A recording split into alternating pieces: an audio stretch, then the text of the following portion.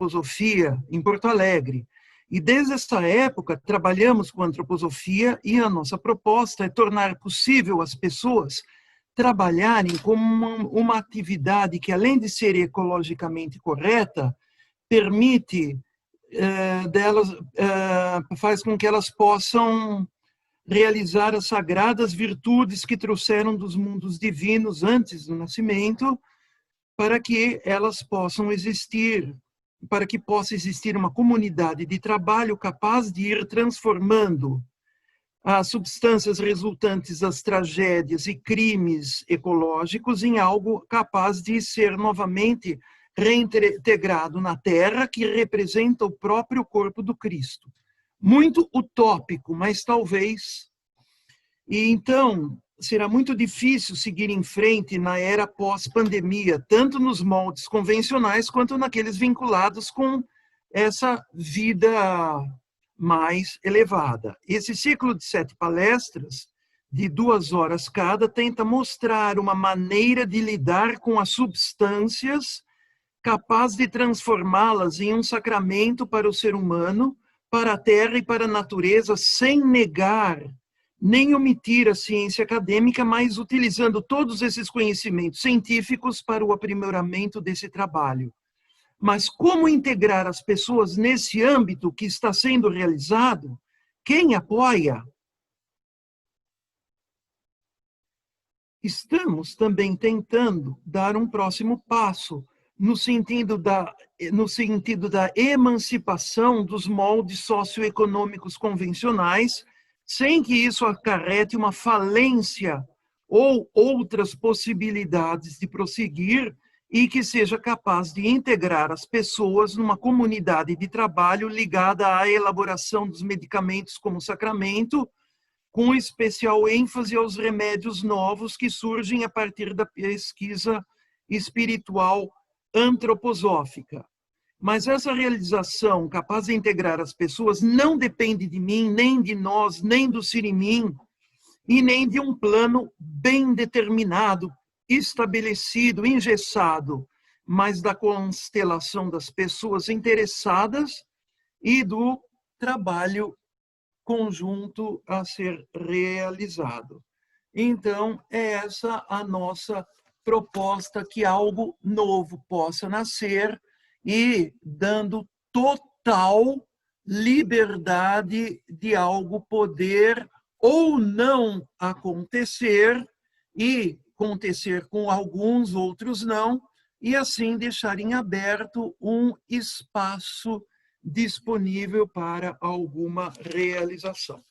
Nós vamos começar, então, com a evolução cósmica para explicar a atividade do fósforo, e, se der tempo, nós veremos a silícia. Eu gostaria de fazer esses dois para não atrapalhar a última palestra, que vai ser no sábado que vem. Então, nós vamos começar, nós falamos no carbono, do ciclo do carbono, e deduzimos a sua ação a partir da própria constatação experimental. Eu vejo o tecido vegetal, eu corto o tecido vegetal, eu isolo ele da vida, eu não deixo o animal comer, eu não deixo ele se decompor em gás carbônico, mas eu queimo, e a cada situação nós encontramos uma atividade terapêutica, como eu mostrei para vocês. Aí a gente queima e nós temos todo o processo de combustão, sai fumaça, isso tem a ver com líquidos escoriantes e assim por diante. Mas existem substâncias que se formaram antes da própria formação da Terra.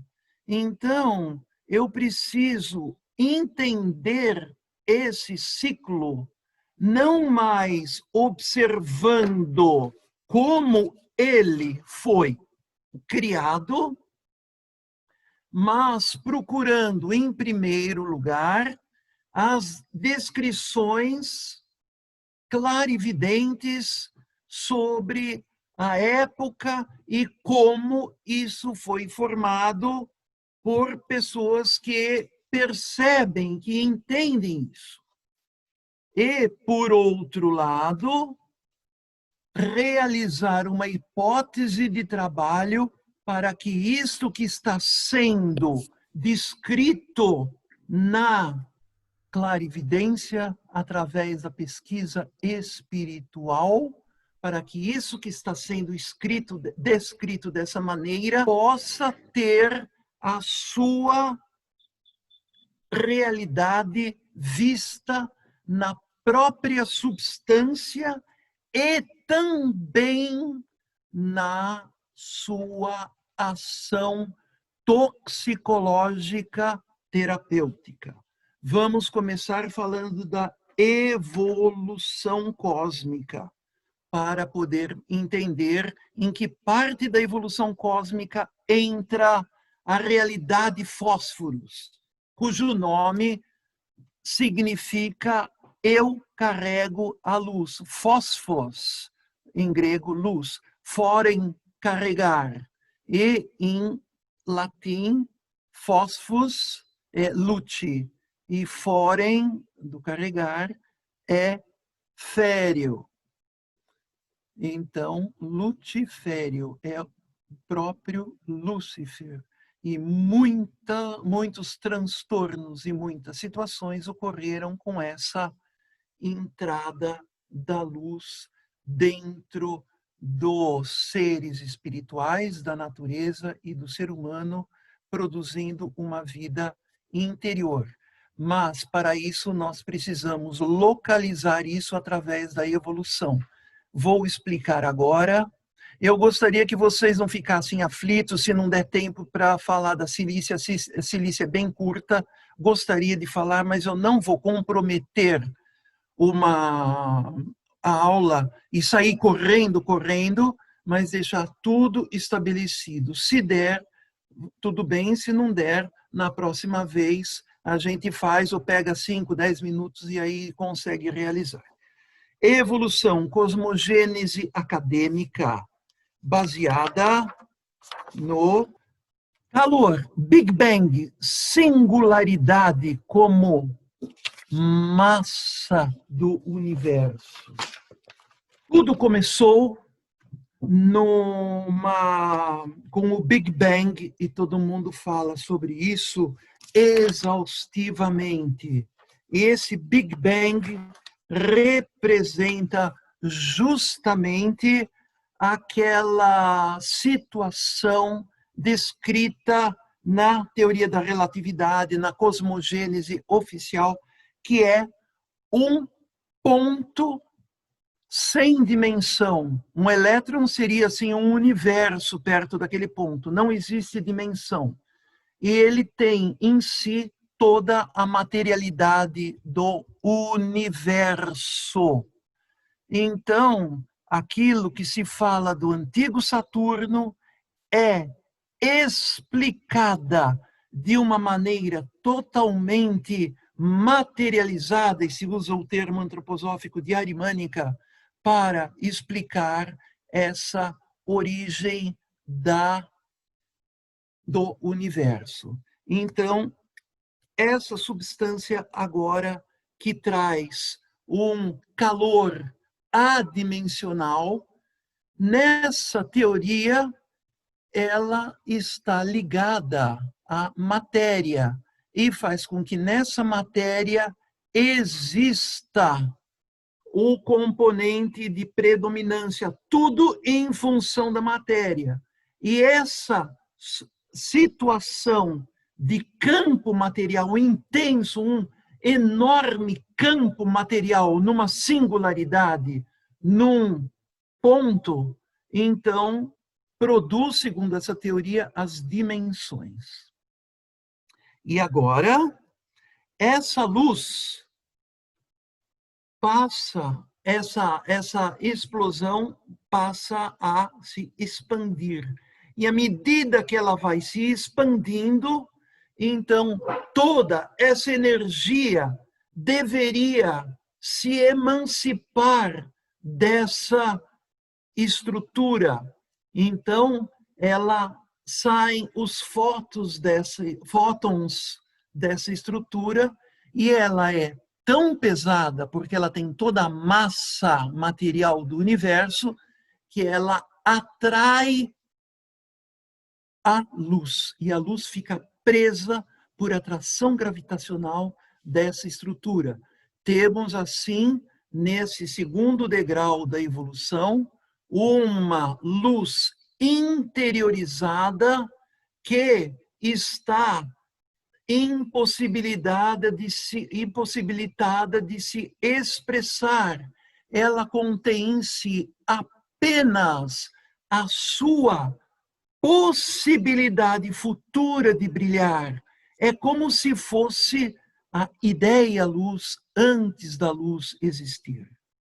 Então, isso representa aquilo que vivamente, pleno de hierarquias e de consciências, é denominado o antigo Sol. No terceiro degrau, essa estrutura que está explodindo, ela se expande, e aí essa substância vai ficando numa situação anterior à formação de prótons, elétrons, nêutrons, nada disso. Ela é um agregado substancial que vai se transformando a cada bilionésimo de segundo que ocorre essa explosão, essa expansão, as substâncias vão se alterando até se tornarem totalmente leves e livres. Então, nós temos nesse terceiro agregado de partículas subatômicas em constante transformação. No quarto degrau, essa explosão atingiu um nível mas tão alto, assim, tamanha explosão que ocupa assim, dimensões de ter galáxias e mais galáxias, são assim enormes. Mas nessa fase só existia, então, essa substância que foi se transformando até se transformar em 3 elementos: hidrogênio, hélio, lítio. E alguns dizem rubídio, que está em discussão. Então, essas 3 substâncias, esses 3 elementos químicos vão se expandindo e formando um universo que, dessa maneira, teria terminado em expansão, mais expansão, até que desaparecessem as possibilidades de existir mais dimensões, porque a dimensão é formada a partir da matéria, segundo essa teoria, e tudo teria acabado. E agora vem um quinto passo, que é a metamorfose do terceiro, que é a fluidez. Aí, isso aí. Essa, também denominado fluidez, representa a atração dos gases em expansão pela matéria escura. O que é essa matéria escura? É uma materialidade totalmente inerte. Ela pode passar, se ela estiver agindo aqui, ela atravessa a gente, ela não tem nada a ver com essa nossa evolução. É uma materialidade primordial. E essa materialidade primordial, ela tem massa. E ela surgiu junto com o Big Bang. Mas essa materialidade primordial não é aquilo que se chama de matéria bariônica, que é a nossa, de toda a tabela periódica, é tudo que constitui a gente, mas é algo que não tem nenhum vínculo, e então ela não é nem tóxica, nem agressiva, nada. Ela simplesmente tem massa. E ela, então, serve como uma massa para que esses gases sejam atraídos, dependendo de onde ela está, formando agregados de gases. Então, é isso. Agora, esses agregados de gases vão... Agora tem luz aqui, ó. Luz. Esses agregados de gases vão sendo atraídos e vão se compactando até se fundirem. E à medida que eles vão atraindo, que esses corpos vão atraindo outros gases, eles vão se transformando em estrelas, onde o centro é estupidamente condensado, comprimido. E nessas estrelas vai surgindo a matéria. Porque hidrogênio e hélio vão sendo comprimidos de tal maneira que eles vão formando os outros elementos químicos da matéria periódica por compressão, por condensação. Quanto maior a estrela, maior a possibilidade de formação de elementos químicos mais pesados, como urânio, chumbo, etc. Quanto menor, só aqueles elementos mais leves. E assim vão sendo formadas as substâncias. E elas vão expelindo essas substâncias, elas vão se tornando material, uma poeira cósmica, que também vão sendo formadas, são atraídas pela periferia das estrelas, e as estrelas, ao rodar, ainda em formação, expelem aquelas bolas de fogo com hidrogênio, hélio, com esses gases, mas também com essas poeiras, que são os elementos químicos formando os planetas rochosos, ou o núcleo dos planetas gasosos, como Júpiter, Saturno, Urano, Netuno. E assim nós temos os planetas, e agora, nesses planetas, também por um acaso, vão havendo reações químicas que, de repente, formam a vida como decorrência da morte. É uma concepção tão maravilhosa que eu acho, meu ponto de vista, isso está escrito no Apocalipse, quando João, num determinado momento, come alguns livros. E quando ele está comendo um livro, ele sente um sabor e ele é advertido por isso. Eu acho que é ele entendendo a cosmovisão totalmente materialista e desvinculada do divino.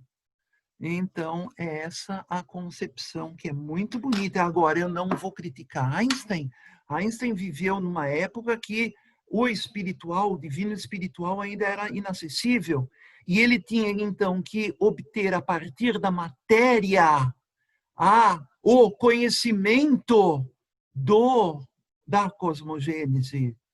Assim como Hahnemann precisou obter a partir da matéria que intoxica a cosmovisão da saúde e do transformar a matéria em situação espiritual, em uma condição espiritual, como ele fala. Então, vamos agora começar a falar da evolução sob o ponto de vista da antroposofia e depois a relação disso para com o fósforos. Então, a evolução cósmica. É o número 2. Aí, isso. Fósforos, evolução cósmica.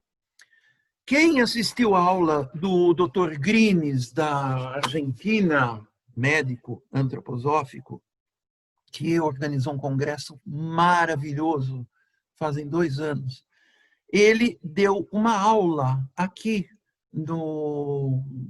Está gravado, a Educação Continuada Recife. Está gravado. É Educação Continuada Recife, no YouTube da ABMA, não é isso? Não, educação continuada. É YouTube Educação Continuada Recife. Então foi muito bonita essa aula, vale a pena vocês assistirem. Então, evolução cósmica. Ele fala fala em hebraico que no princípio Deus criou os céus e a terra, como está escrito no Gênesis, parágrafo 1, versículo 1. E essa mesma palavra, no princípio, que em hebraico é Bereshit, ou Bereshit, esse B começa com a letra B. No início, Deus criou. E no João, no princípio era o verbo, era a mesma palavra, Bereshit. E essa palavra, eles perguntam, mas por que começa com um B? Porque tudo que começa, tudo que é início, teria que começar com a letra A, pelo modo do hebraísmo entender o mundo e a vida e tudo isso, mas começa no B. E ele disse, é porque só dá para falar do B, porque o que está no A não dá para falar. Então, porque é antes do princípio, é o que ocorreu antes do princípio. E o que é o antes do princípio? Ora, antes do princípio é antes do tempo. Então, tempo antes do tempo. O que é isso? Como eu poderia dar a imagem de algo que está antes do tempo? E vocês têm que ver, eu esqueci agora o nome de um linguista americano que era pastor evangélico e foi para o Xingu para catequizar os índios, tornando-os cristãos. E ele foi numa tribo, depois eu mando no WhatsApp para vocês, ou eu aviso para a Lúcia quando ela colocar isso, para deixar isso isso colocado, que é uma coisa muito bonita. Então, quando ele chegou, ele precisou aprender o idioma deles. Foi ele, a esposa, toda a congregação religiosa. Agora nós vamos aprender o idioma deles e traduzir a Bíblia para esse idioma, que eu não me lembro o nome. E ele constatou uma coisa inédita. O idioma deles não tinha causa e efeito, sujeito e predicado. Era tudo na simultaneidade. Ele ficou tão, assim, abismado, como é que chama? Arrebatado, vendo uma língua que traz em si a não causa e efeito e onde tudo é. O verbo não tem tempo, o tempo é. E assim ele ficou. E começou a ver que atrás disso tinha uma espiritualidade tão forte, mas uma força tão grande, que ele abandonou não apenas a religião dele, como o cristianismo nessa ser evangélico, e abandonou todo o conhecimento de Deus. Aquilo revirou a mentalidade dele. Com isso, a esposa e a igreja e os amigos o abandonaram, e o maior especialista em linguística disse que isso era um erro, que não pode existir uma língua assim, e se recusou. Ele ficou anos tentando, até que finalmente ele conseguiu. Ele não deixaram ele entrar também, porque ele era missionário, nessa aldeia, porque ele era tão amigo desses índios. Mas ele provou que existe isso, ou seja, antes do tempo. Se nós matarmos uma língua dos índios, principalmente, nós estaremos matando a lembrança desse mundo. Então, se a gente entra numa árvore enorme, me veio essa ideia dentro de uma sequoia, podia ser numa sumaúma, aquele som que está parado no tempo, dentro dessa atmosfera. E é assim, vocês ouvem uma música de Bach, Essa música é divina, essa música é maravilhosa. Só que essa música, além de tudo, ela descreve Deus, mas ela descreve Deus no tempo. Uma peça para coro, orquestra, órgão, ressoando numa catedral, e aquele êxtase que nós fazemos vivenciando a realidade divina. E no final dessa música, ela acaba. E quando ela termina, e o maestro da última ordem, tan, aquele som continua reverberando na catedral. Vamos ouvir esse som que está reverberando. Ele sai do som que bateu no vidro do óculos e foi propagado, que bateu nas paredes e foi propagado, que bateu nos instrumentos e fez os instrumentos reverberarem. E é tudo reverberação. Vamos agora prolongar esse tempo, deixar esse tempo, um tempão. E agora eu vou perceber notas. E essa é a vivência de Deus nesse mundo da reverberação, no mundo fora do tempo. Então, nesse mundo fora do tempo, vocês estão ouvindo a princípio um acorde. Mas se vocês continuam prestando atenção, esse acorde vai mostrar as notas que compõem esse acorde, que sempre reverbera. E cada nota tem um timbre, que é como que uma consciência. E nesse tecido Deus, por assim dizer, nós vamos encontrar sons. Vocês estão vendo aqui, olha, a clave de sol embaixo do fósforos, tem tempo antes do tempo e tem uma clave de sol e tempo que vai decorrendo, que é a música de Bach na catedral. E agora nós temos o fim ali, acabou. Mas aí tem a reverberação, que é nesse círculo que estão as notas, e cada nota tem um som, e cada som tem uma realidade. Nós temos, em verde, os serafins, que são sons nesse mundo primordial, plenos de amor. Nós temos os querubins em azul, que são entidades que estão como que vinculadas com uma profunda sabedoria, capaz de relacionar uma evolução com a seguinte.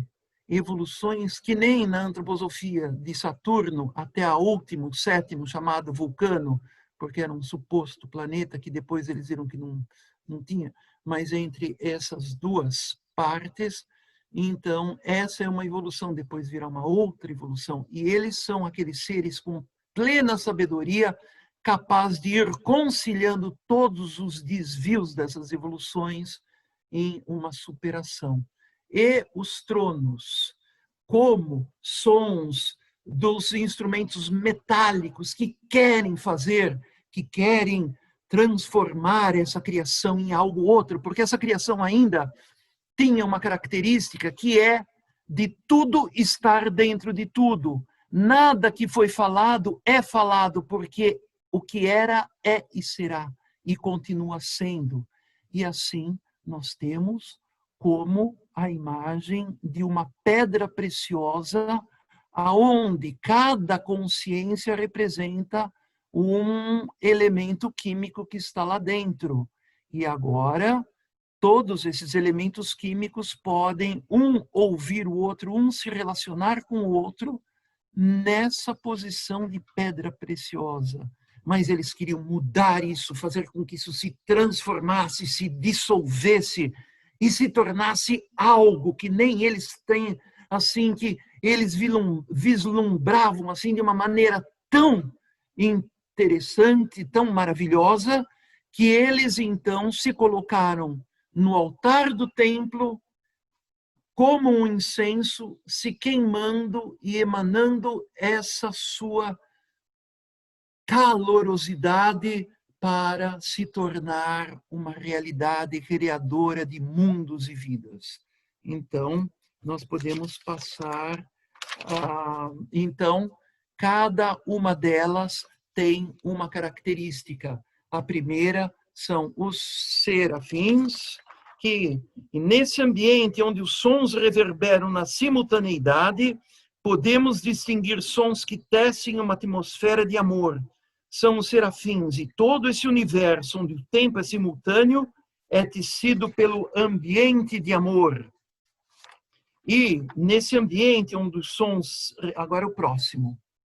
Essa pintura de uma igreja na Romênia, que da antiguidade, começo de Idade Média, então que eles pintavam essas consciências. E nesse ambiente onde os sons reverberam na simultaneidade, podemos distinguir sons que tecem uma sabedoria que harmoniza eras após eras. São os querubins, e todo o universo onde o tempo é simultâneo é tecido pela harmonização das diversidades. Então, diferentes átomos de uma pedra preciosa se relacionam em harmonia. E nesse ambiente cristalino, transparente, luminoso e colorido, estamos diante do céu de cristal ligado a esses seres. E agora os seres calorosidade que eles colocam aqui com esse desenho como a esfera de Saturno. Então, essa pintura muito primordial, antes deles saberem que Saturno tem anéis, e depois a gente vai explicar desses anéis. Então, nesse ambiente de simultaneidade, reverberam os seres que emanam um querer criar pleno de entusiasmo, uma realidade nova, doando seu próprio ser como matéria-prima de uma nova evolução. Essa nuvem que consiste na própria substancialidade de sacrifício que elas doam como substrato para essa nova evolução vai sendo formada. Então, a imagem é o próximo slide. É aqui da esquerda os tronos oferecendo a sua substancialidade, sacrifício, que é o calor pleno de entusiasmo, pleno de sacrifício, o ser deles está naquilo. Eles se imolam para que exista isso, e isso seja matéria-prima. Mas essa prima, antes de mostrar esse segundo, no primeiro, essa matéria-prima primordial, ela ainda é caótica. Ela está ligada a esse tremendo entusiasmo. E agora, aqueles seres chamados querubins, que têm a sabedoria conciliadora, eles captam essa substância no quadrado no 2, agora aqui. É isso.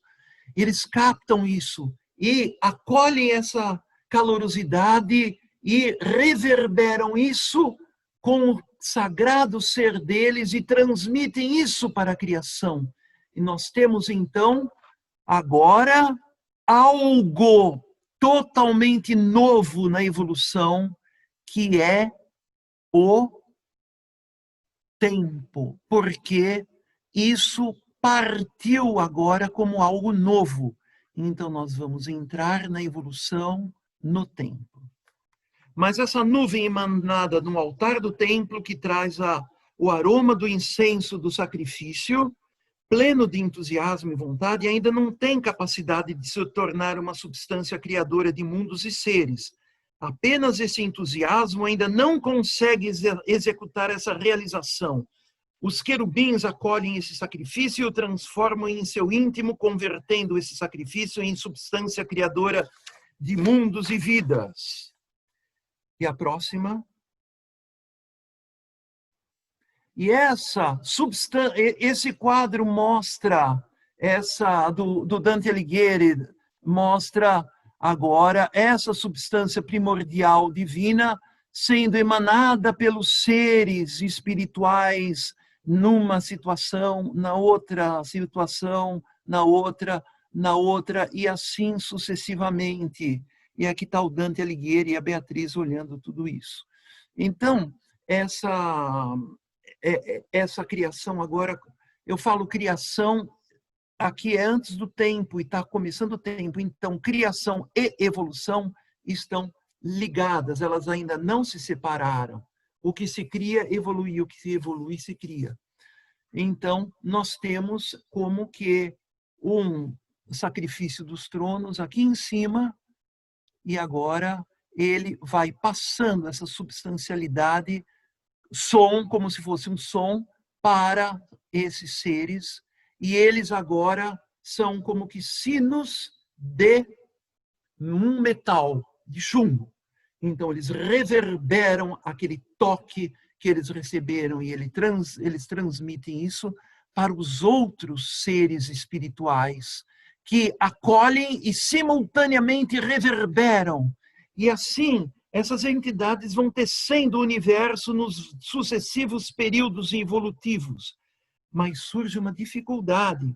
Se toda a evolução que iniciou no tempo tivesse prosseguido, ela iria chegar ao final e tudo iria acabar.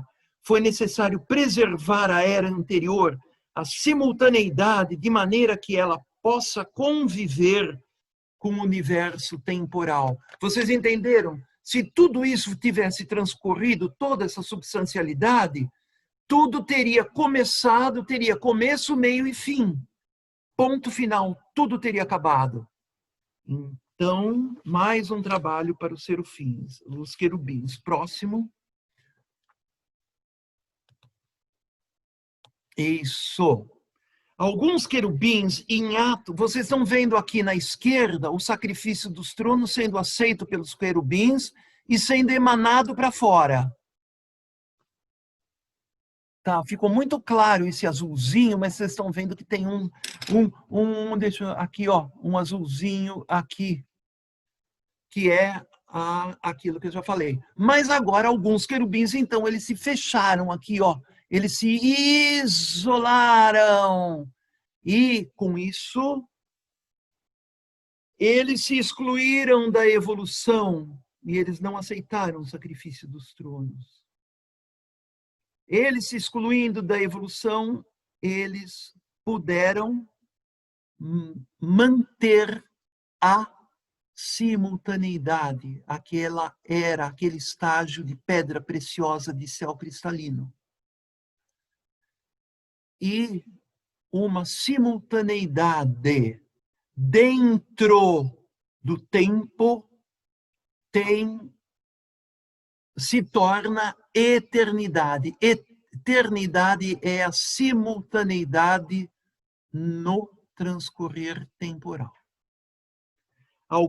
Então, para isso, eles tiveram que ter uma tremenda resignação de não poder participar mais de uma nova evolução, mas eles permitiram que existisse eternidade e assim a evolução não pudesse desenrolar. Então surge assim essa eternidade. Mas nós vamos ter esse sacrifício que não foi abençoado por eles, que agora vai agir no cosmos de uma maneira muito diferente, muito estranha. Próxima. Mas, em compensação, eles se isolaram, mas, em compensação, eles doaram a substância mais preciosa que existe no universo, em todos os tempos, a água. Então, nós temos, assim, uma evolução, uma calorosidade permeando o tempo e participando desse tempo e se transformando no tempo, e uma resignação ligada ao isolamento. Passa a próxima agora. Obrigado. Não, então pera um pouco. Então, nós temos, volta naquela, aqui nós temos, volta mais uma. Aí, nós temos fluindo aqui a matéria bariônica, o sacrifício dos tronos, isso está fluindo aqui tudo, ó. Mas também o sacrifício dos tronos que não foi aceito pelos querubins. E eles também irão fluir aqui. E assim surge a nossa evolução terrestre, a evolução nessa situação. Próxima. Obrigado. É a próxima. Isso. Fósforos. Esse fósforo significa aquilo que foi mandado para a evolução ligada ao sacrifício não aceito, ligado àquilo que foi recusado. Próxima. Vocês estão vendo aqui? Então, aqui o que está acontecendo? A materialidade aceita pelos querubins vai criar mundo externo. A materialidade não aceita pelos querubins está no slide 4. Ela vai se transformar em uma materialidade isolada. O que aconteceu? Essa substância criadora de mundos foi retida e se transformou em mundos internos. E assim surge a vida interior.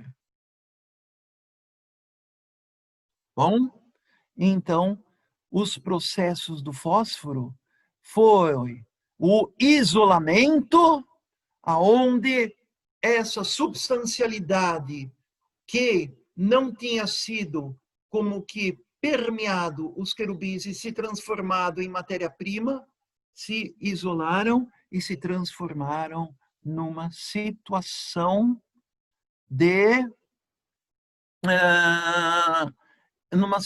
vida interna. Então, houve esse isolamento, e nós temos no primeiro processo do fósforo, o processo de isolamento daquele sacrifício que não podia ser continuado, ele ficou aprisionado. E esse é o nome Lúcifer, eu carrego a luz, eu tenho a luz dentro de mim. Então, ele tinha essa luz. E a lenda árabe que diz que Lúcifer é aquele ser que vive graças ao verbo de Deus, que Deus proferiu, expulsando ele do paraíso. Porque ele reteve o verbo divino em si, tornando uma luz interna. E essa luz foi se degradando com o tempo. Então, o primeiro, o isolamento, e o segundo, um processo de retenção da calorosidade dos tronos, que está aqui embaixo, que é um processo de um calor interno que vai se degradando e se tornando patológico. E no terceiro, uma luz, primeiro, segundo, uma luz interna que vai se degradando, porque ela foi interiorizada. E no quarto, que não está aparecendo aí, é aquela água que foi doada pelos querubins, o elemento água, um processo de hidratação.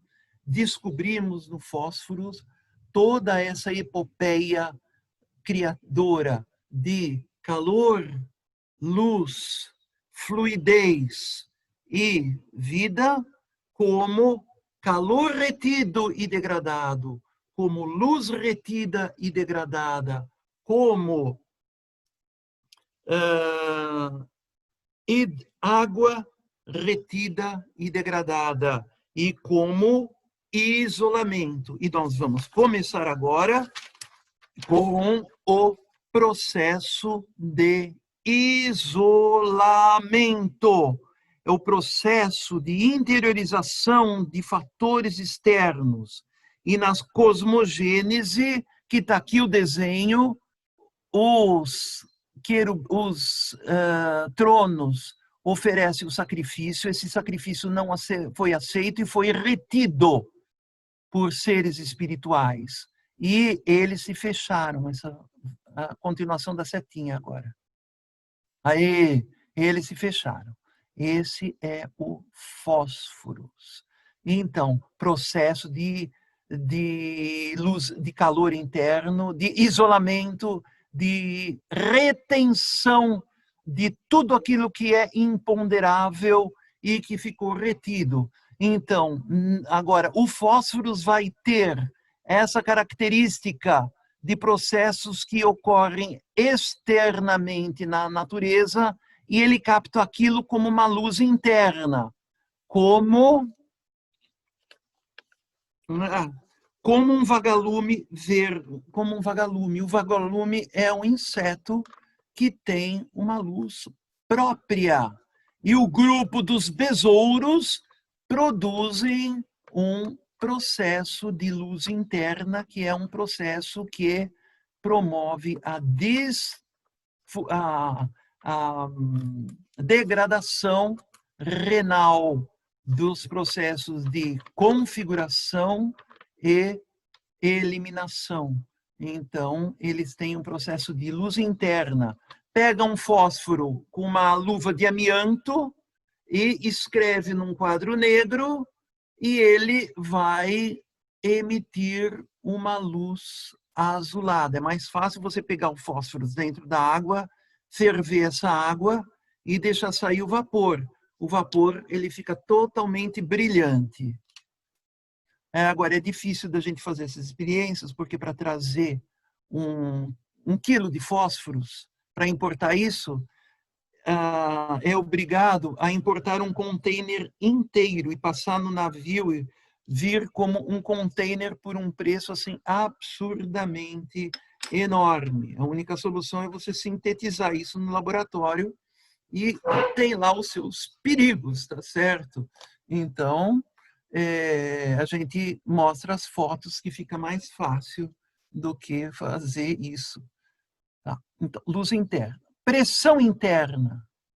O fósforo emite pressão interna. Se você apertar esse fósforo e colocar numa prensa, o fósforo branco se transforma, vai passando de branco, vermelho, violeta, até ficar preto, que são as outras variedades alotrópicas. Aí você pode fazer ele pó, pode comer, pode esquecer, porque ele não vai fazer nada, porque ele foi inativado. Então, ele foi alterado pela pressão interna. A eletricidade, em presença de ar úmido, ele emite luz, reage com oxigênio e produz também ozônio. Então, e ozônio é gerado pela eletricidade. E essa eletricidade dá para ser vista interna, imponderável, na formação de ozônio.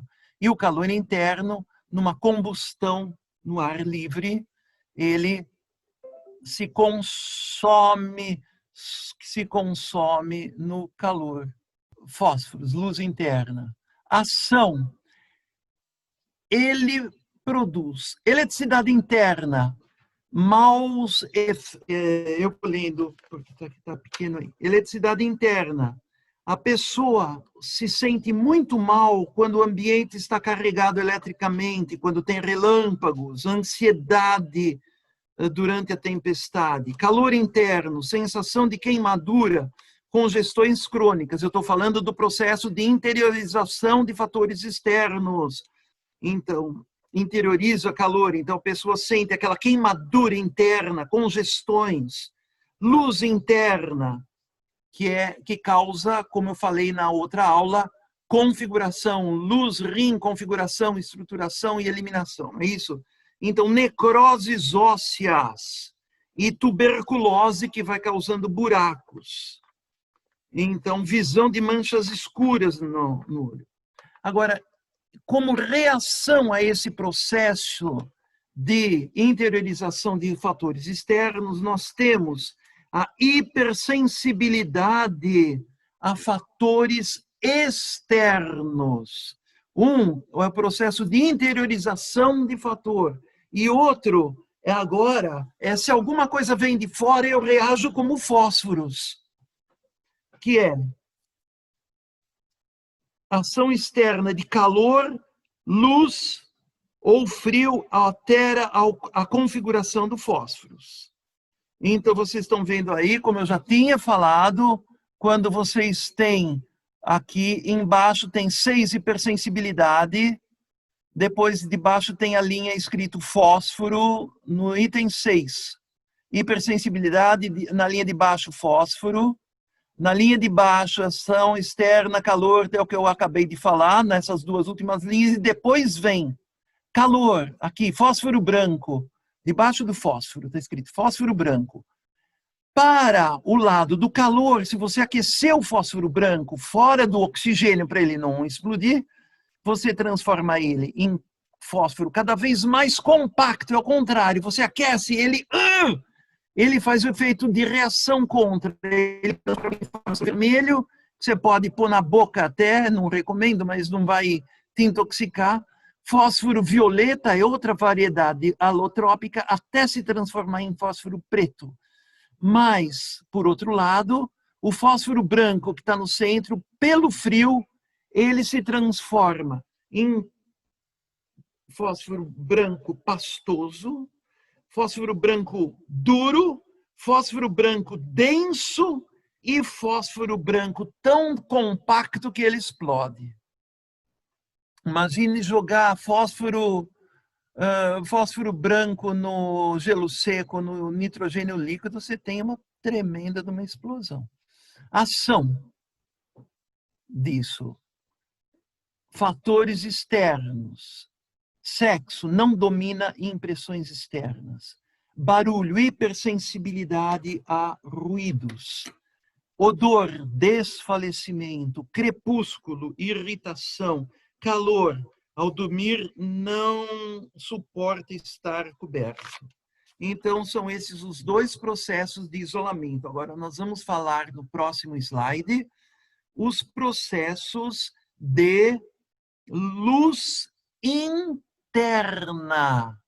Vocês viram, se lembram que está escrito ali, está embaixo, o querubim, que está mandando material azul para a esquerda, para a luz externa, no terceira linha. Isso! E aí nós temos a luz externa. E eu sempre falo para vocês, lei de Otto Wolff, forma 1, larva, bigato, indo para a forma 2, borboleta, o intermediário é uma desestruturação formando a crisálida. Então, é a eliminação, forma mais diferenciada para uma forma mais rudimentar para uma forma mais elaborada, entra numa crise, num pralaya, nisso que nós estamos passando agora, num limiar, e aí você tem a configuração. E a luz interna, a luz que é o sacrifício dos tronos, aquela calorosidade não transformada, é causadora, a luz interna, substâncias que emitem luz promovem uma dissolução da forma. O fósforo, ele, ao reagir com... Eu vou falando, você só mostra as equações químicas. Ali, a primeira é fósforo mais oxigênio dando P2O3. Então, ele vai ficando cada vez mais estruturado. E agora, esse fósforo, para ele emitir a luz, ele vai emitindo luz enquanto reage. Agora, ele se polimeriza, dando esse P2O3 que vocês viram aqui na direita. O P2O3, que está depois...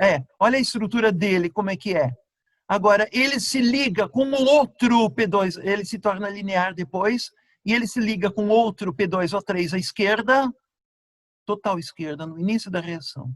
Aí, ele se une com outro, e continua a reação. Ele se une com outro P2O3 e produz uma estrutura que parece um açúcar, com forma de cadeira, com forma de barco. É uma coisa totalmente configurada, ele ainda tem essa sua luz. E ele vai perdendo essa sua luz ligada à estruturação na próxima, quando ele recebe oxigênio.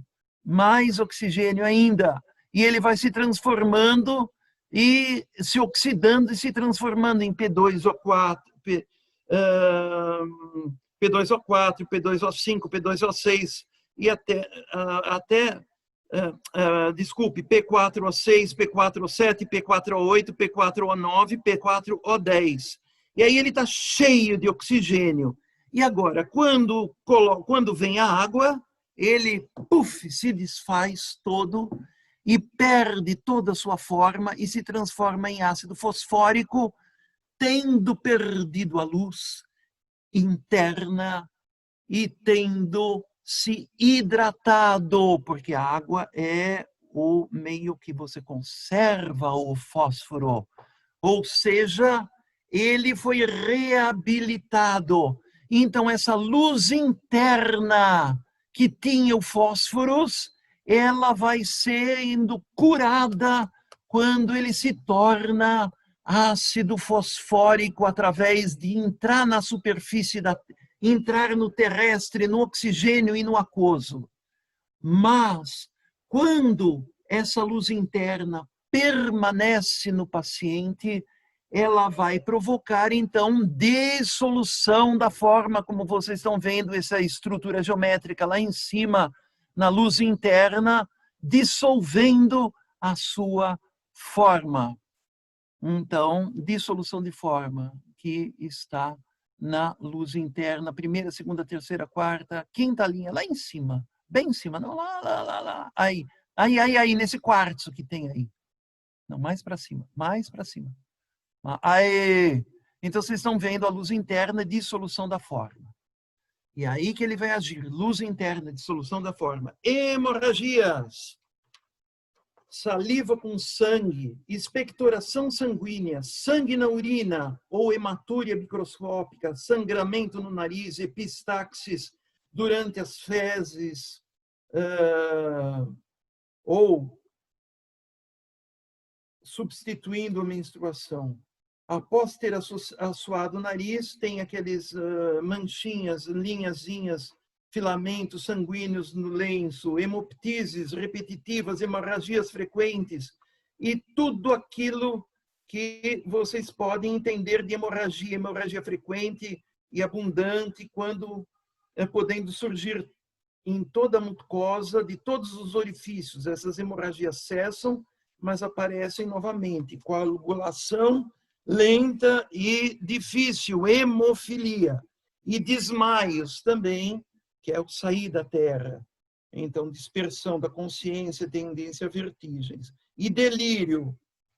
Tudo isso, essa luz interna, essa dissociação da forma da hemorragia que causa desmaio e delírio, um quadro que a pessoa vai indo embora. Processo de luz interna. Ela pode conseguir continuar mais ainda. E essa luz não vai só destruições de abrir a estrutura e ir para fora. Ela age degradando aquelas formas muito mais sólidas. Destruição óssea, necroses ósseas, maxilar inferior, cáries ósseas. E vejam como a natureza fez. O nosso olho, os nossos ossos representam o fósforo redimido, fosfato de cálcio, aquele processo de luz configurativa que configura o cálcio, e essa luz se torna agora participante de uma força configurativa óssea, e aqui isso diminui. E nervos, neurite, porque nervos estão ligados com o astral e com a luz. Olhos, atrofia do nervo óptico, tromboses nos vasos da retina e modificações degenerativas das células. E pulmão, congestão, pneumonia com opressão, tuberculose, cuidado! Não deem fósforo em baixa dinamização, em D6 ou em alta frequência ou em grande frequência das altas dinamizações, porque ele apressa a degeneração destrutiva. Olha, isso daí eu copiei do livro. Pois apressa a degeneração destrutiva das massas pulmonares tuberculosas.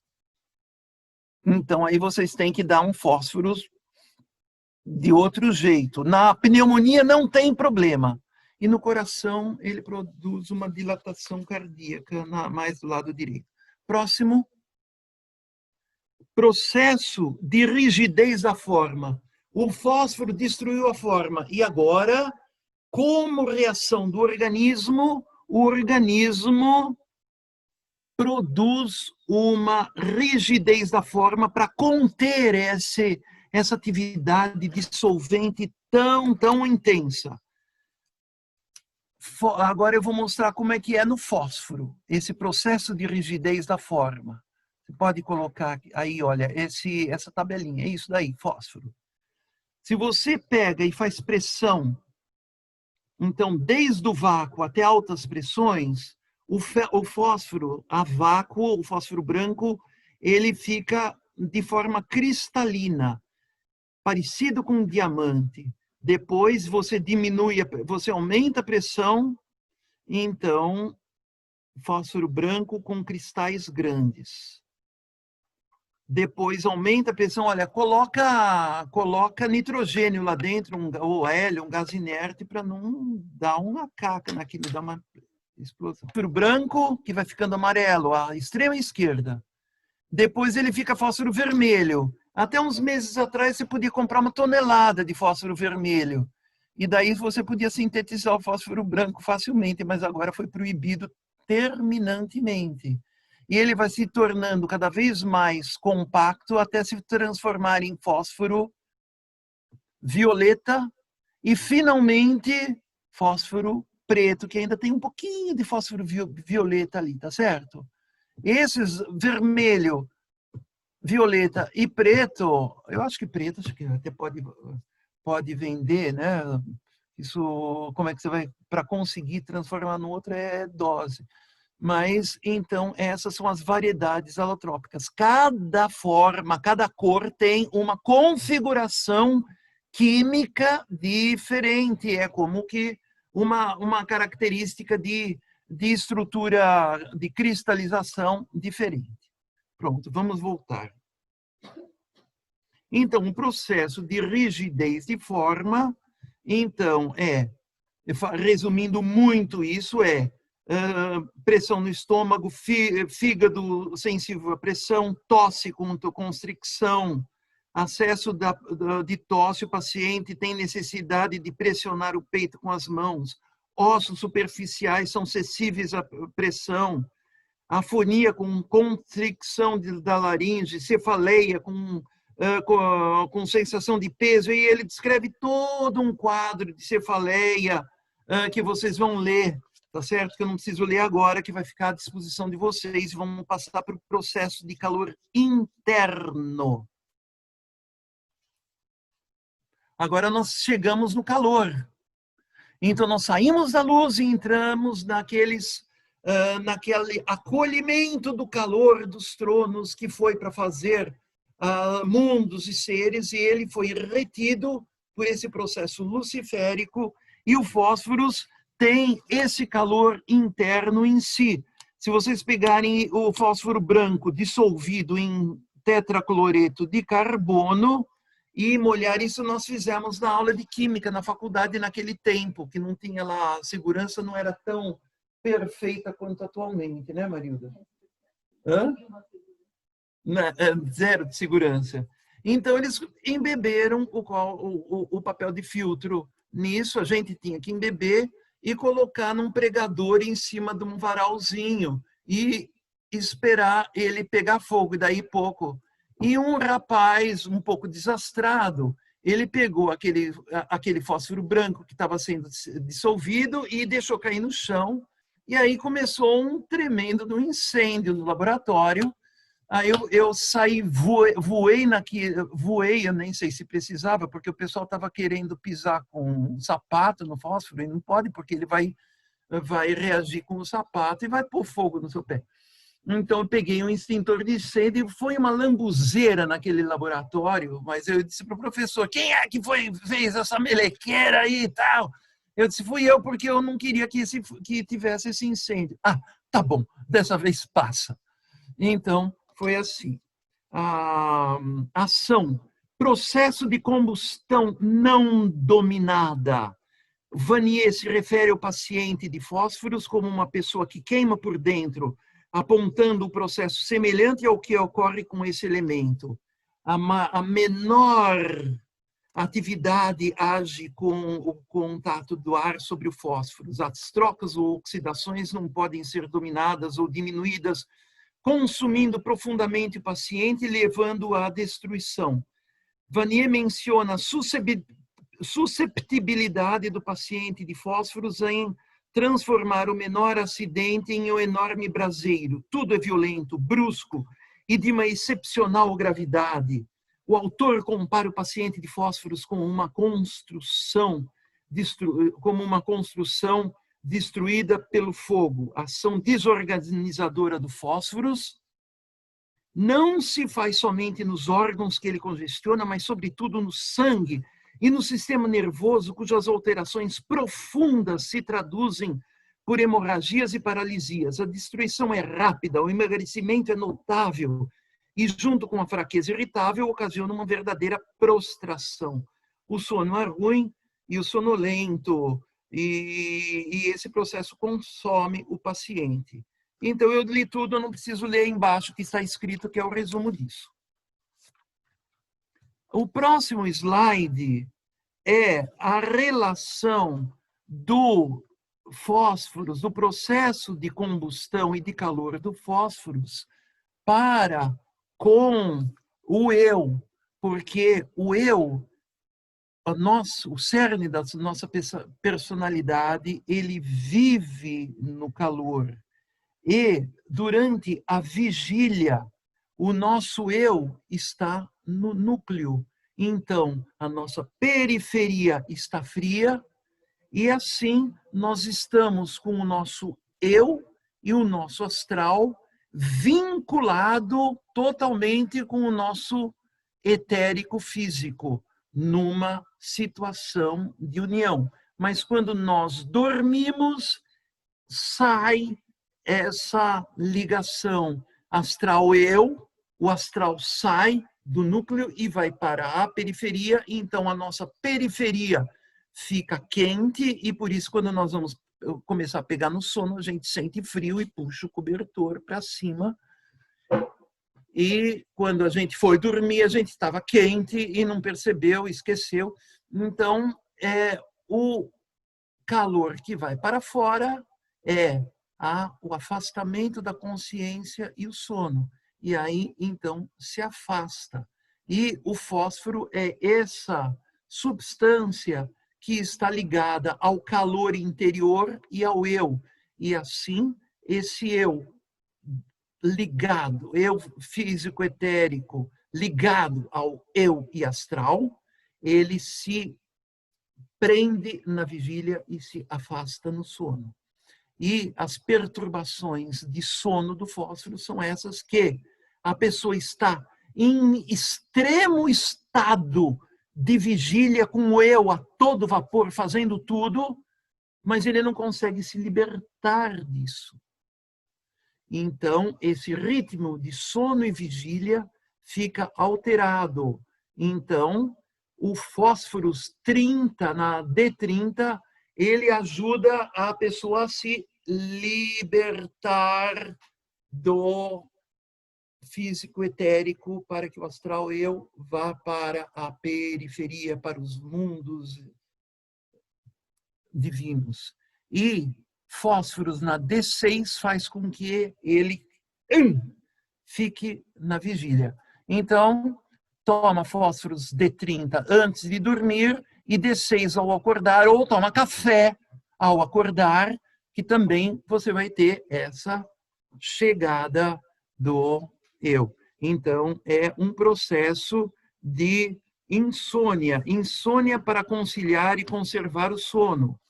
Em pessoas vívidas, excitáveis durante a noite, temerosas, cheias de fantasia, que se acendem e se entusiasmam facilmente e que, por alguma agitação, não chegam a dormir-se, porque as imagens, medos e pensamentos não deixam que a alma se libere. Se dormem e tarde e sonham vivamente, com cores muito cromáticas, e de manhã despertam com facilidade, mas eles se consomem totalmente em sua própria, nesse seu próprio estar, nesse próprio distúrbio de estar acordado. Então, é isso. Processo calor inflamatório é o próximo processo do fósforos. Pneumonia com evolução aguda e febre alta. Aí não é mais insônia, aí é febre mesmo, é pneumonia. E esse é o processo do fósforos que é importante na COVID, no ferrum fósforos acônito, quando nós trouxemos aquele fósforos e dominamos aquele fósforos com o ferro para que a organização do eu possa melhor, porque ele está tão debilitado que ele não consegue sozinho conter, reagir contra essa ação do fósforos. Então, o eu fez isso e agora, então, pneumonia com evolução aguda, febre alta, com inspiração difícil e diminuída ao exame clínico e queda das forças, em D8, 2 a 4 vezes por dia, 5 a 10 gotas. E tendência à inflamação periférica do sistema neurosensorial, tendência à inflamação da pele, inflamação ocular. O fósforo tem afinidade com os tecidos nervosos, cuja periferia é formada por uma gordura contendo fósforos, como a gente já falou da outra vez. Ele age também na blefarite crônica, problema daqui da pálpebra do olho que se inflama, e no acne, em pacientes com déficit da atividade do eu em D8. É o que está escrito, tudo isso é o que está escrito no Vademecum. Próximo, o processo de degradação térmica é os tecidos com afinidade ao fósforo. Então, degeneração gordurosa, todos os tecidos do corpo, principalmente do fígado, que é um excelente remédio para as hepatites, inchação turva, esteatose, todas aquelas coisas da patologia.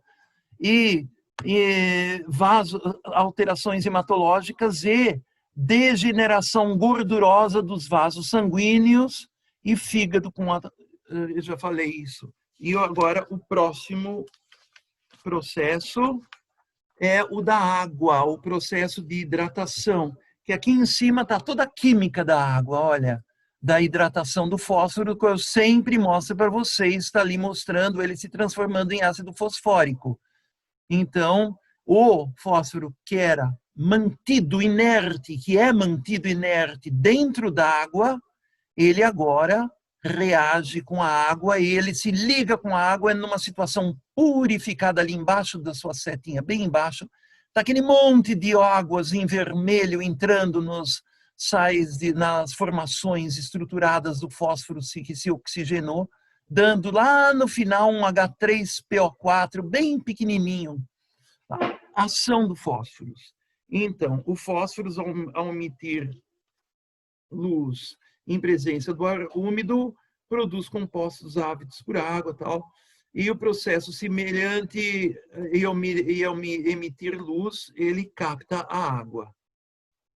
Então, processo semelhante ocorre no ser humano, onde os fenômenos de diferenciação da luz indiferenciada ou primordial em luz, representada pelas atividades do pensar e de configurar raciocínios e ideias, produzem um enorme desgaste. Para compensar tal perda, o paciente necessita ser suprido por uma atuação da organização vital ou etérica, portador são dos processos líquidos do organismo. O sono traz um processo de vitalização, de sono, e esse sono tão precário no paciente de fósforos, caso a organização etérica não consiga suprir tal processo, o paciente poderá apresentar um quadro de perda de luz, já mencionado nesse trabalho, ou apresentar processos que tentam estabelecer uma hidratação no organismo. Quando a perda de luz suprida Pela organização vital não há doença, mas quando se instala, mas essa doença se instala quando a vitalidade que está tentando suprir o processo de luz dissolvente, nesse caso haverá distúrbios da organização hídrica que se manifestam, ora como secura, ora como excesso de líquido, de um líquido no organismo. Então, o fígado, órgão que trabalha na vitalização do aquoso, é seriamente comprometido na intoxicação pelo fósforo.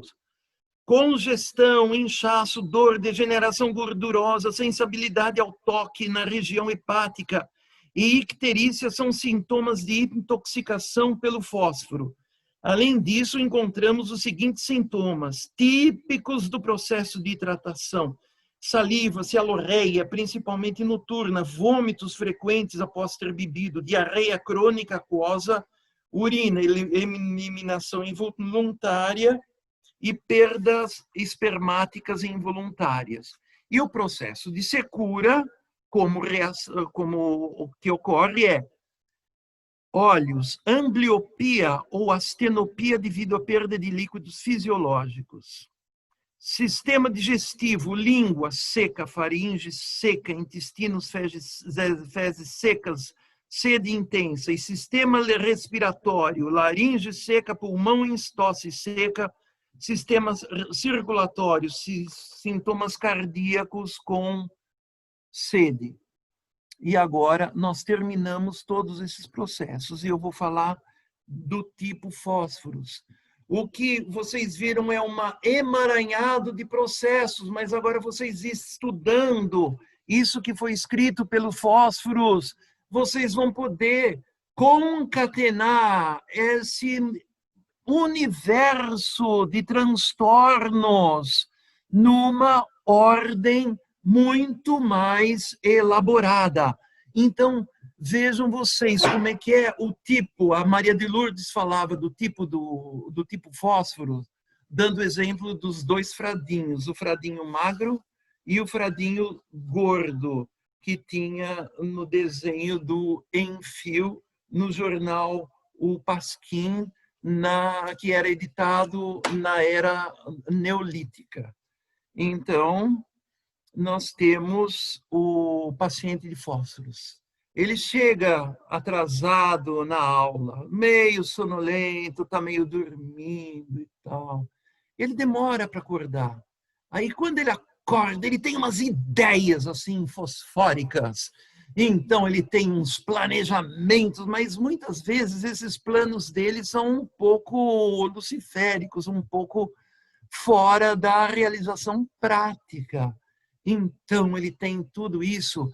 Ele, esse tipo magrinho, magrinho, que se consome qualquer resfriado, qualquer febre, ele fica com febre, ele fica magro. Ou então ele é muito melancólico, é outro tipo também fósforos, mas ele é franzino, ele se consome com tudo, mas ele tem a característica de ser um filósofo.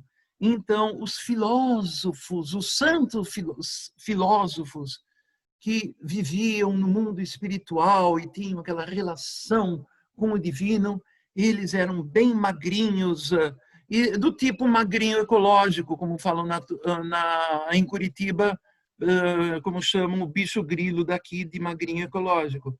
Mas então ele é esse tipo mais esvoaçado, magro, e ele não consegue dormir direito, ele tem um sono muito dificultado, porque de noite ele ainda está lá, um pensamento atrás do outro, certo?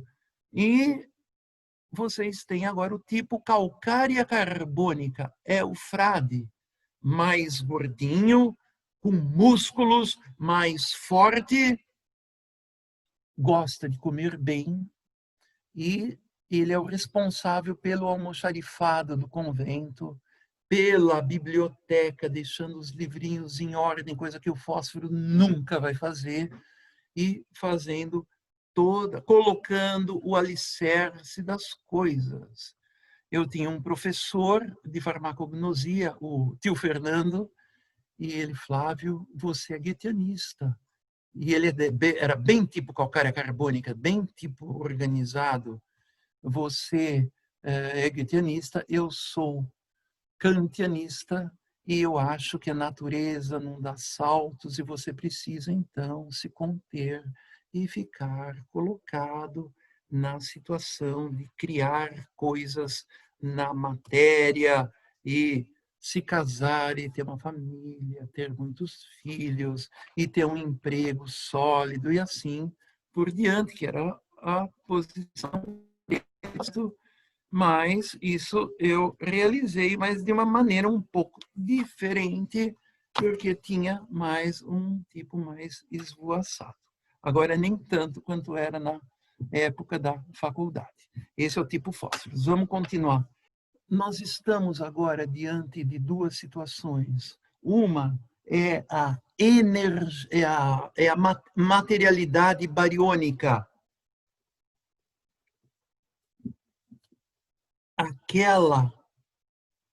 aquele calor dos tronos que foi aceito. É aquele calor, isso nós vamos ver na próxima aula, dos espíritos da sabedoria, que vivenciaram aquele calor e doaram sabedoria que se transforma em luz numa próxima evolução. Depois, os espíritos do movimento que transformaram esses distúrbios do interno e do externo para que o isolamento não fosse tão terrível. E assim, não foi tendo uma evolução da materialidade chamada pelo pessoal da cosmogenia acadêmica de bariônica, diferente da matéria negra. E aqui nós temos um tipo de matéria negra que é o sacrifício que não foi aceito.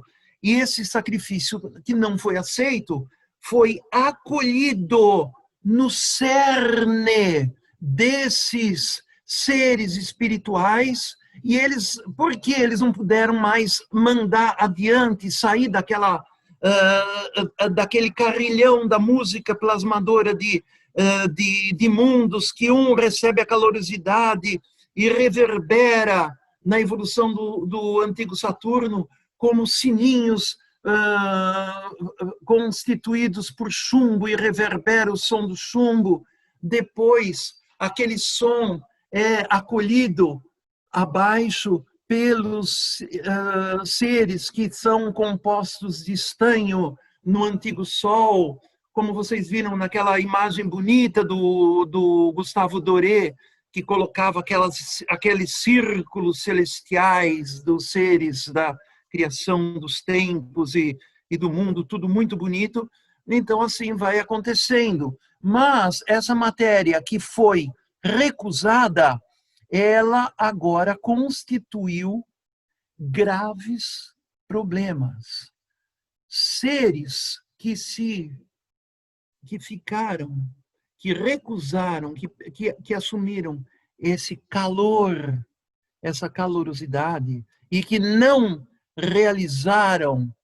se realizaram no antigo Saturno como entidades que trabalham, que têm a consciência nessa era, eles se tornaram entidades anti-evolução Saturno, de onde vem a matéria, a substância, e se tornaram entidades anti-eu. E eles precisam agora ser redimidas através dessa mesma calorosidade que foi recusada e que entrou no nosso próprio âmago, e com isso nós temos capacidade de fazer grandes destruições, de destruir florestas e até os planetas, e isso está ligado, então, a esses primeiros seres que retiveram isso no antigo Saturno e que não se vincularam mais com essa evolução do antigo Saturno, que se chamam Asuras. Na segunda era, a luz do meio ambiente não foi transformada pelos seres do antigo Sol e ela foi interiorizada. E no antigo Sol, nós temos agora a formação do ar e de um mundo que surge como algo mais vivo. E esses seres, então, eles não conseguem ter essa luz e parasitam essa luz. E na luz está toda a concepção de mundos. E esses seres permanecem com uma inteligência que é o contrário da luz, com trevas. Então, esses seres são denominados arimânicos, porque eles só conseguem ver o que existe de material, de físico, de numérico e de quantitativo. Então, foi na época do Antigo Sol, esses seres captaram essa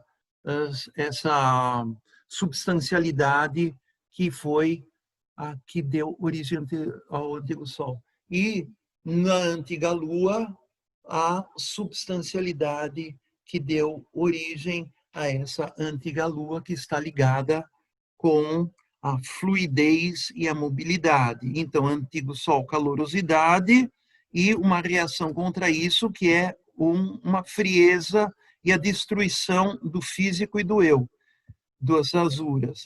No antigo Saturno, desculpe, eu falei errado. No antigo Saturno, calorosidade, contra a calorosidade e destruição do eu e da substância e da terra.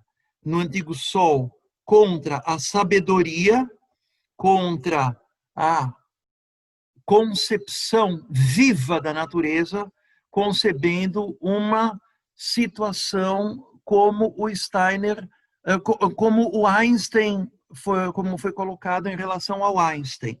E, numa terceira, uma mobilidade, seres que parasitam essa mobilidade, que eles encarnam essa fluidez, essa transformação, que são os seres luciféricos. E assim nós temos essa entrada dessas três forças e nós temos que superar essas forças que foram emanadas através do sacrifício não aceito dos tronos. Então, o exemplo que eu quero dar aqui, como eu me lembro agora, foi que eu tinha que preparar essa aula dessa evolução, e aí me veio um cenário que é do pessoal da área da saúde, e que num posto de saúde da periferia, em condições miseráveis, cheios de doente, essa pessoa vê, por exemplo, uma mãe segurando a criancinha, e a criancinha está tão doente e ela não pode viver mais, ela não tem mais capacidade de viver, ela vai morrer. Por mais que o médico, que o terapeuta queira, essa criança vai morrer.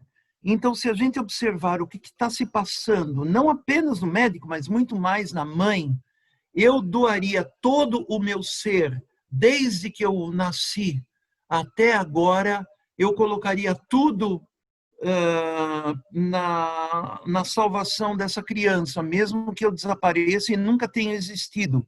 Então, esse querer curar, esse é o calor. Vocês, então, têm a sociedade, a ABMA sempre distribui a meditação do calor. Se alguém quiser também colocar aqui a meditação do calor, será muito bem-vinda, que é essa calorosidade. E quando a pessoa tem essa calorosidade, então ela está mexendo com aquele calor que ela recebeu como sacrifício não aceito e transformando esse calor naquela enorme calorosidade que quer curar. E essa pessoa agora é assediada, ela é torturada porque ela desenvolve essa emancipação desse calor interno como algo muito sagrado. Então, ela se defronta com a frieza das pessoas em relação a ela, que dizem que não, que você não precisa curar essa pessoa é pobre, você não vai ganhar nada. E tudo aquilo que você vê de frio, assim, coisas terríveis que acontecem, a frieza para a terra não existir mais. Então, é uma frieza terrível. E essa pessoa que fez isso, e agora ela vai em direção a essa frieza, ela se transforma, ela como que começa a despertar aquele outra situação que foi colocada dentro dela como algo terrível, que é a luz. Aquela luz interna, que é aquela luminosidade, ele agora vai se transformando numa iluminação interna, numa sabedoria, numa luminosidade, porque ele passou por esse processo de calorosidade. Então, ali no quadrinho, vocês viram, nesse meu mau desenho, vocês estão vendo, eu fiz isso todo às pressas. Eu disse, será que vai dar tempo de fazer isso? Aí, onde está escrito calorosidade, bem na esquerda, o mais à esquerda, aí, calorosidade, se ela nota lá da direita agora, não, lá em cima, frieza, aí, a calorosidade agindo na frieza, traz como você compara o conceito A e B, categoria A, categoria B, formando um terceiro elemento que é a categoria C.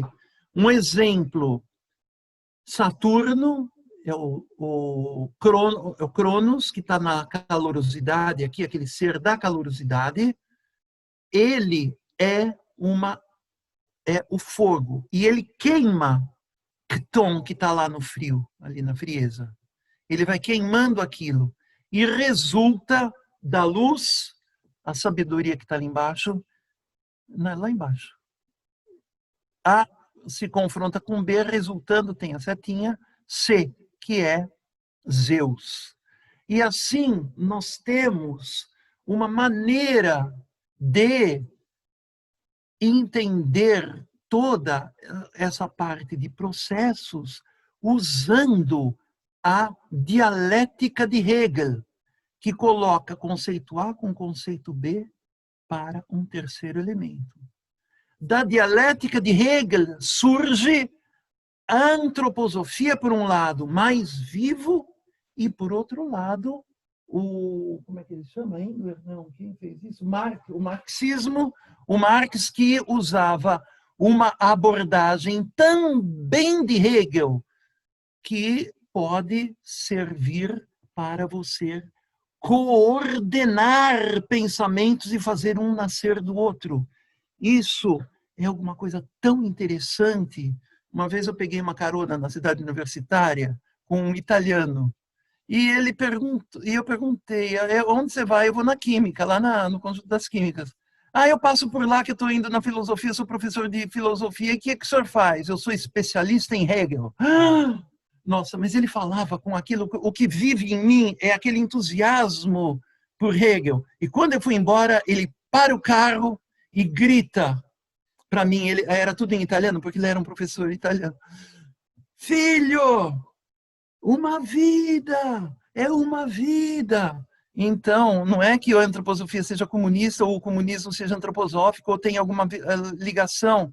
A antroposofia tem todas tem o trimembramento e que considera no comunismo um lado, no capitalismo outro e no outro, e assim ela consegue redimir os três em algo novo. Mas é muito bonito. Uma vida, e essa dialética é importante. E mais uma coisa que eu preciso falar para vocês. O Goebbels disse para mim que nos ensinou todo esse guitenismo. Ele disse assim, Flávio, o meu interesse era me tornar uma pessoa que tivesse a capacidade, ou pelo menos chegar aos pés do Witzenmann, que era um dos diretores da Sociedade Antroposófica, que fazia tão bem essa dialética, mas que tecia uma rede de conceitos e você estava como que ligado ao pensar divino, vivendo num mundo de pensamentos criadores e vendo a criação. E ele disse que ele, com um tremendo empenho, ele conseguiu chegar a esse ponto. E aí, então, ele verificou que algo precisava continuar, porque ele se sentiu que, na realidade, ele, por outro lado, é claro que você não pode desprezar isso, ele teve que, cortar aquela teia de conceitos e olhou para fora e ele viu o mundo.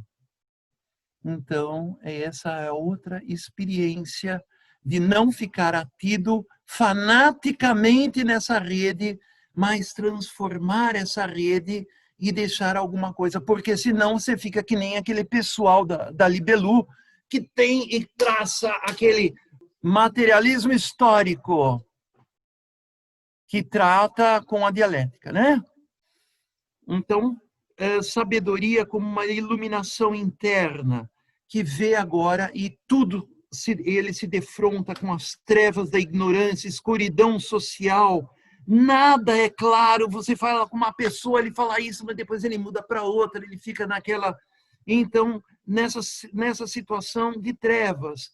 E agora, então, essa pessoa que passou pela calorosidade, quis doar tudo, doou tudo, se tornou luminosa, mas nesse luminoso ele ainda ficou durinho nesses pensamentos plenos de luz. Agora ele, diante das trevas, ele se transforma e se torna uma pessoa maleável.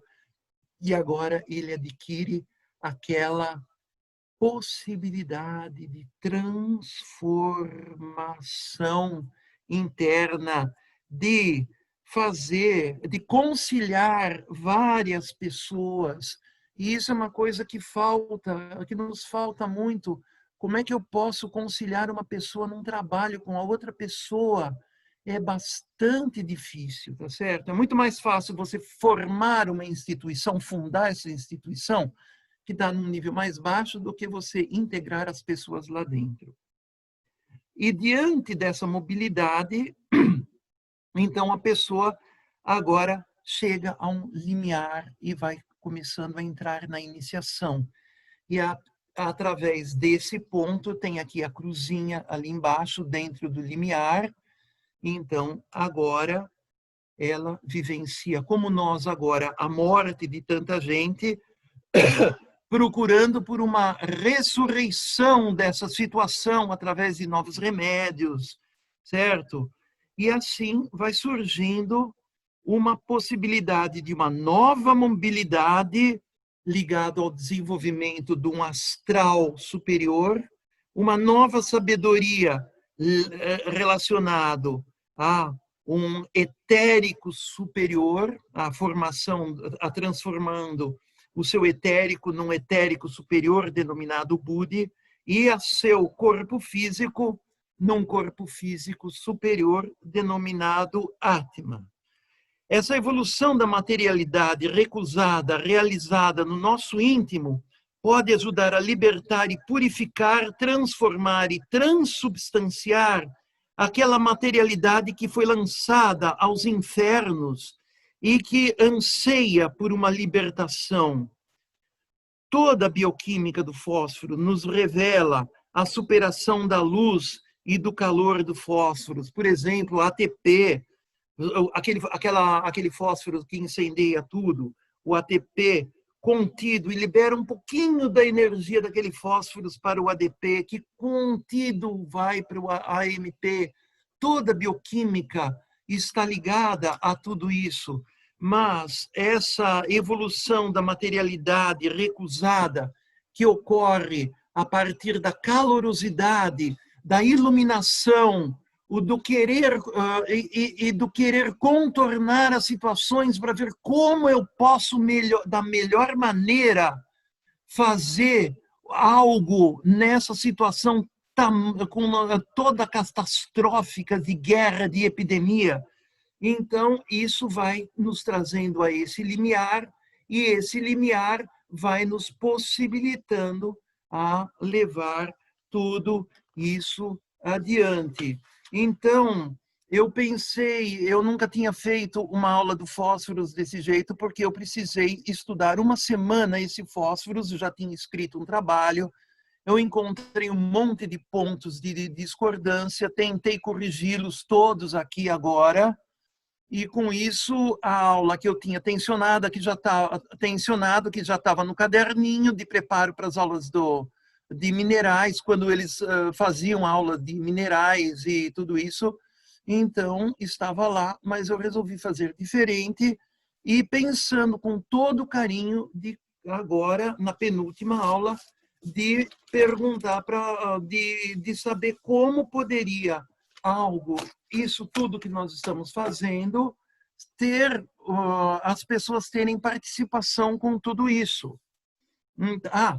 Antes, tudo isso pode ser feito para fazer tudo isso dessa transformação do calor. Eu já vou continuar isso. Do calor tal, não é possível sem as forças do Cristo que desceu aos infernos e vivenciou toda essa substancialidade degradada em cada nível infernal até chegar no ponto mais baixo, no ponto mais satânico, no ponto mais abissal, vivenciar isso e voltar agora nesse processo todo para que a humanidade tenha, a partir dessa vivência e dessa possibilidade, a possibilidade de ressuscitar aquilo que ele, em sua trajetória de descida e subida dos infernos, doou para que essa substância tenha agora, e todas as substâncias infernais que foram poluídas, que fizeram tudo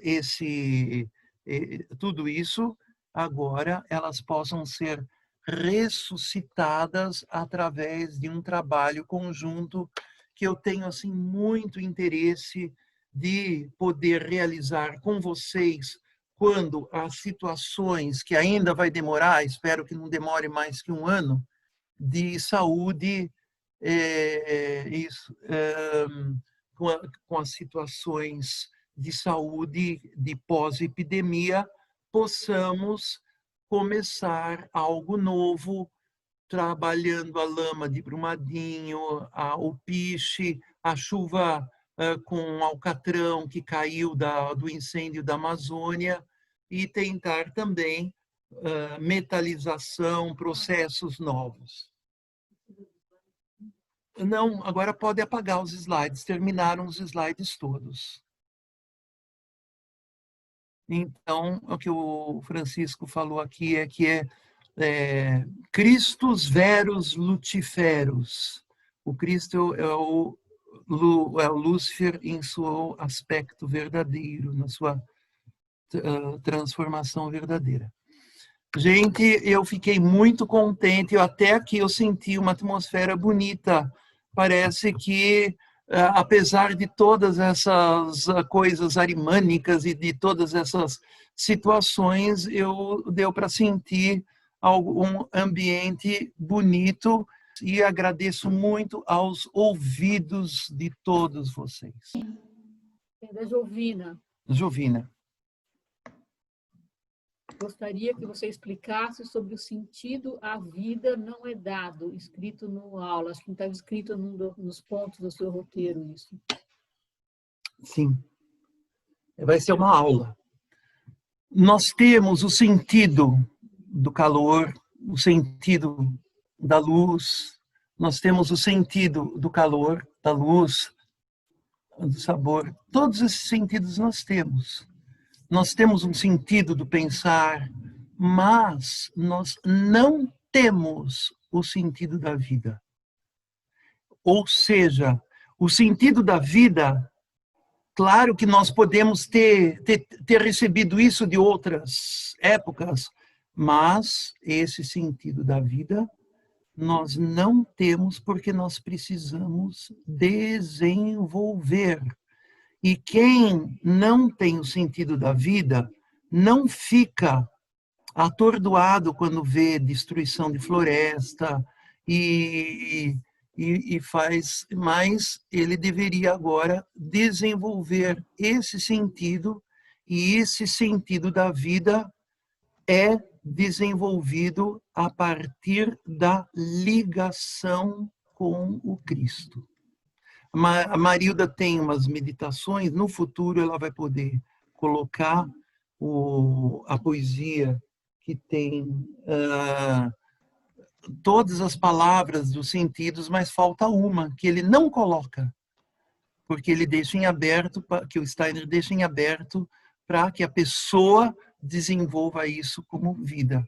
O sentido da vida é algo, não um sentido da vida, de manutenção da vida, isso a pessoa tem, ela vê uma coisa, ela põe a mão, é claro que ela vai se defender, mas não, o sentido dessa preservação da criação da vida como transubstanciação, que é o que a gente pretende.